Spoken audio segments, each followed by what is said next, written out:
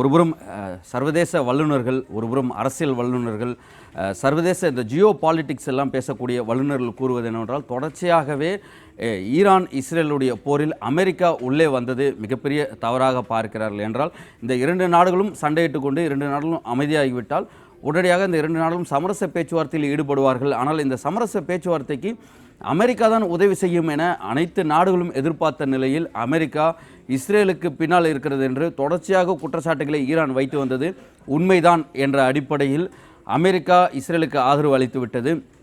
இந்த இரண்டு நாடுகளும் அமைதி பேச்சுவார்த்தைக்குள்ளாக கொண்டு வரக்கூடிய பணியை யார் செய்வார்கள் என எதிர்பார்த்தார்களோ அவர்கள் ஒரு நாட்டிற்கு ஸ்டாண்ட் எடுத்து விட்டார்கள். அதாவது இஸ்ரேலுக்கு நாங்கள் நிற்கிறோம் என்று ஸ்டாண்ட் எடுத்து விட்டார்கள்.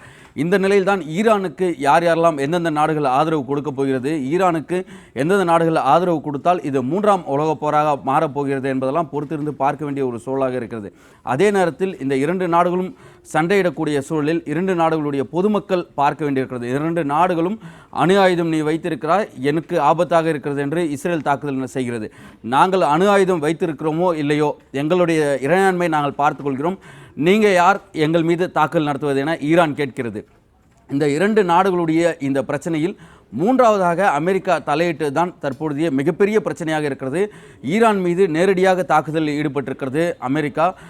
ஈரானும் நேரடியாக சொல்கிறார்கள். அதாவது பெஹ்ரானில் இருக்கக்கூடிய கடற்படை தளம், அமெரிக்காவுடைய கடற்படை தளம் இருக்கிறது, இதை தாக்குதல் நடத்தும் என ஈரான் கூறுகிறது. இஸ்ரேலிடம் ஈரான் மோதிய காலம் மாறி தற்பொழுது அமெரிக்காவிடம் ஈரான் மோதக்கூடிய சூழலுக்கு இஸ்ரேல் தள்ளி இருக்கிறது. இவையெல்லாம் இப்படி இந்த சூழலில் தள்ளக்கூடிய சூழ்நிலையில் தான் மூன்றாவது உலகப் போருக்கு வித்திடுமா என்று சர்வதேச வல்லுநர்கள் பேசி வரக்கூடிய சூழ்நிலையில் நம்மிடையே பேசுவதற்காக புவிசார் அரசியல் வல்லுநர், புவிசார் அரசியல் ஆய்வாளர் கணேஷ்குமார் இணைந்திருக்கிறார். கேட்கலாம் சார். வணக்கம் சார். வணக்கம் சார். தொடர்ச்சியாக இந்த இரண்டு நாடுகள் சண்டையிட்டு கொண்டிருக்கக்கூடிய சூழலில் அமெரிக்கா மூன்றாவது நாடாக உள்ளே வந்திருக்கிறது. அமெரிக்கா உள்ளே வந்திருப்பதற்கான காரணம் இஸ்ரேலுக்கு ஆதரவாக நிற்கிறோம், தொடர்ச்சியாக இதேபோல் ஈரான் தாக்குதலில் ஈடுபட்டால் ஒன்று அமைதியாக இருங்கள், இல்லையெனில் தாக்குதலை தொடருவோம் என்று அமெரிக்கா எச்சரிக்கை விடுக்கிறது. ஒருபுறம் ஈரான் நாங்கள் அமைதியாக இருக்க முடியாது, எங்கள் மீதான தாக்குதல் நடத்திவிட்டீர்கள், அமெரிக்காவுடைய கடற்படை தளம் மீதே நாங்கள் தாக்குதல் நடத்துவோம் என கூறுகிறார்கள். இவர்களுடைய இந்த இரண்டு நாடுகளுடைய தாக்குதல் என்பது ஈரான் தற்பொழுது இஸ்ரேல் மீதும் நடத்த வேண்டும், அமெரிக்காவிடமும் நடத்த வேண்டும் என்று கூறக்கூடிய நிலையில் இஸ்ரேலுடைய தாக்குதல் நடத்தியது பலமாக இருந்தது ஈரான். ஆனால் அமெரிக்கா மீது தாக்குதல் நடத்துவதற்கு ஈரான் தயாராகி கொண்டிருக்கக்கூடிய சூழலில் பலமாக தான் இருக்குமா? ஈரான் என்ன செய்ய போகிறது? ஈரானுக்கு எந்தெந்த நாடுகள்லாம் ஆதரவு அளிப்பதற்கான வாய்ப்புகள் இருக்கு சார்? ஈரான் இப்போது தனித்து விடப்பட்ட நாடு. அதாவது வந்தா சைனா வரலாம், இல்ல ரஷ்யா வரணும். இந்த ரெண்டு நாடுகள் மாத்திரம்தான் வரணும் ஈரானுக்கு ஆதரவா. ஏன்னா ஈரானுக்கு இஸ்லாமிக் வேர்ல்டுலயே ஃபுல் சப்போர்ட் கிடையாது. இப்ப ஈரான் தாக்குதல் பண்றேன் அப்படின்னா, அமெரிக்கா மீது தாக்குதல்னா அமெரிக்காவுடைய அந்த படை தளங்கள் இருக்கு. அதாவது மத்திய கிழக்கு நாடுகள், அதாவது வெஸ்ட் ஏசியால முக்கியமா சொல்லணும்னா அரபு பிரதேசத்துல எல்லா நாட்டிலயுமே, ஆல்மோஸ்ட் எல்லா நாட்டிலயுமே அமெரிக்கன் பேசஸ் இருக்கு. ஸோ அப்ப எந்த பேஸ அவங்க அட்டாக் பண்ணுவாங்கன்னு தெரியாது. கத்தார்ல இருந்த அதாவது ஈரானுக்கு மிக அருகில் இருக்கக்கூடிய அமெரிக்க என்ன சொல்றது ஏர் பேஸ் அப்படின்னு பாத்தீங்கன்னா கத்தார்ல இருக்கு. அந்த கத்தார்ல இருக்கிற எல்லா பிளைட்ஸையும் எல்லா மோஸ்ட் ஆஃப் த லாஜிஸ்டிக்ஸ் அவங்க மூவ் பண்ணிட்டாங்க. அமெரிக்கா அங்கிருந்து எடுத்துட்டு போயிட்டாங்க. ஸோ வேற இடத்துல வச்சிருக்காங்க. ஸோ இப்ப தாக்குதல் பண்ணணும்னா ஈரான் சவுதி அரேபியா மீது தாக்குதல் பண்ணுமா, இல்ல மற்ற யுஏஇல உங்களுக்கு பேஸ் இருக்கு. ஸோ மற்ற நாடுகள்லாம் பேஸ் இருக்கு, பாகிஸ்தான்ல கூட அவங்களுக்கு பேஸ் இருக்கு. ஸோ எங்க வேணா அவங்க தாக்குதல் பண்ணணும் அப்படின்னு நினைச்சாங்கன்னா அவங்கள சுத்தி எல்லா நாட்டிலயுமே ஈரானுக்கு அமெரிக்காவுடைய பேசஸ் இருக்கு. ஸோ அதனால அமெரிக்காவை தாக்கணும், இல்ல அமெரிக்காவோட பேஸை தாக்கணும்னா ஈரான் எந்த பக்கம் வேணா தாக்கலாம். ஏன்னா எல்லா சைட்லயும் இருக்காங்க. ஆனா ஈரானுக்கு ஆதரவாக இருக்கக்கூடிய நாடு அப்படின்னு சொல்லி பாத்தீங்கன்னா இஸ்லாமிய நாடுகளை யாருமே முன் வரவில்லை அப்படிங்கறத இப்போதைக்கு நம்ம பாக்குறோம். ஈரான் ஒரு தனித்து விடப்பட்ட நாடாக தான் நம்ம இப்போதைக்கு பார்க்கிறோம். ரஷ்யா கூட இன்னும் பெருசா உள்ள இந்த போருக்கு வருமா அப்படிங்கிறது சந்தேகமா தான் இருக்கு. அமெரிக்கா உள்ளே வரும்பொழுது தாமாக முன் ரஷ்யாவும் சீனாவும் வரக்கூடிய சூழல் என்பது பார்க்க முடிந்திருக்க முன்பெல்லாம். இந்த நேரத்தில் ஈரானுக்கு ஆதரவாக ஏன் வரவில்லை? அதற்கு இருக்கக்கூடிய புவிசார் அரசியல் காரணம் என்னவா இருக்கு சார்? அதாவது இந்த எஸ்கலேஷனே பாத்தீங்கன்னா சைனாவையும் ரஷ்யாவையும் இந்தியாவையும் இந்த மாதிரி ஒரு டீஸ்டபிளைஸ் பண்றதுக்கான ஒரு மூவா கூட இருக்கலாம் மேற்கத்திய நாடுகளுக்கு. அந்த மாதிரி ஒரு பார்வையா கூட நம்ம இதுல வைக்கலாம். ஏன் அப்படின்னு பாத்தீங்கன்னா ஈரான் அப்படிங்கிறது சைனாவோட ப்ராக்சியா தான் எல்லாருமே பாக்குறாங்க. ஈரான் வந்து ஒரு சைனாவுடைய சப்ளை செயினுக்கு ரொம்ப முக்கியமான ஒரு ஒரு பங்காற்றக்கூடிய ஒரு நாடு. முக்கியமா சொல்லணும்னா எண்ணெய் வளங்கள் வந்து சைனாவுக்கு சப்ளை பண்றதுல வந்து ஈரானுடைய பங்கு வந்து ரொம்ப, அதாவது ஆயில் அண்ட் நேச்சுரல் கேஸ், அப்புறமா வந்து ரேர் எர்த் மினரல்ஸோடைய சப்ளை செயின் எல்லாமே ஈரான் வழியாக நிறைய நிறைய லாபங்கள் வந்து சைனாவுக்கு இருக்கு. இதுல வந்து சைனா வந்து யுக்ரைன் ரஷ்யா போர்ல கோர்த்து விட பார்த்தாங்க, முடியல. அதே சமயத்துல ஈரானுக்கும் சவுதி அரேபியாவுக்கும் நடுவுல வந்து சைனா வந்து ஒரு மத்தியஸ்தம் வந்து போன வருஷத்துல கொண்டு வந்தாங்க. போன வருஷம் ஒரு 1.5 வருஷத்துக்கு முன்னாடி. அந்த மாதிரி சைனாவுடைய ஆதிக்கம் இந்த வளைகுடா பிரதேசங்கள்ல வந்து வந்துடக்கூடாது அப்படிங்கிற ஒரு அது அது ஒரு முன்னேற்பாடா இருக்கலாம். அதே மாதிரி ஷியா பிரிவு இஸ்லாமியர்களுடைய ஆக பெரும் தலைவராக அயட்டொல்லா அலி கோமனி இருக்கிறாரு. அந்த மாதிரி சுன்னி முஸ்லிம்ஸ்ல அந்த மாதிரி ஒரு ஒரு என்ன சொல்ற மத குரு அப்படின்ற ஸ்தானம் வந்து சுன்னி முஸ்லிம்ஸ்ல கிடையாது.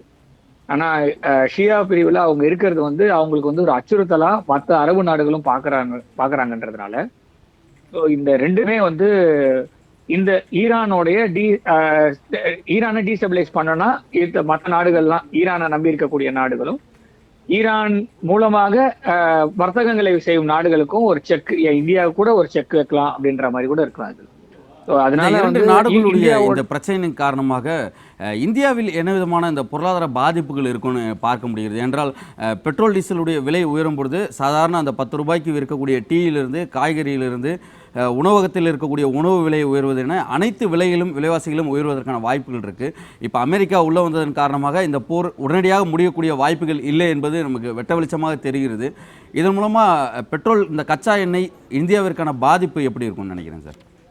இமீடியட்டா எந்த ஒரு பெரிய பாதிப்பும் இருக்காது. ஏன்னா இந்தியா வந்து ஈரானை நம்பி மட்டுமே இந்த ஒரு, அதாவது எண்ணெய் வர்த்தகத்துல இல்லை. ஈரான் வந்து ஒரு குறிப்பிட்ட அளவு கம்மியா தான் நம்மளுக்கு கொடுக்குறாங்களே தவிர, நம்ம ரஷ்யா கிட்ட இருந்து வாங்குறோம், ஏன் அமெரிக்கா கிட்ட இருந்து கூட வாங்குறோம் ஆயில். ஸோ எல்லா நாட்டுல இருந்து நம்ம ஆயில் வாங்குறோம். முன்ன மாதிரி ஒரே ஒரு நாட்டை நம்பி இந்தியா இல்லை அப்படின்னாலும், இந்த போர் வந்து கொஞ்சம் எஸ்கலேட் ஆகுது அப்படின்னா மத்திய கிழக்குல இருக்கக்கூடிய 2 முக்கிய புள்ளிகள், அதாவது என்ன சொல்லுவோம்னா ஹோர்மஸ் அப்படின்ற ஒரு ஸ்ட்ரெயிட் இருக்கு. அது வந்து ஈரானுக்கும் சவுதி அரேபியாவுக்கும் நடுவுல மேல இருக்கு. ஸோ ஈரானோட கடற்பரப்பு, கத்தார், அப்புறமா UAE அதெல்லாம் இருக்கிறது ஹார்மஸ் ஸ்ட்ரெயிட்னு சொல்லுவோம்.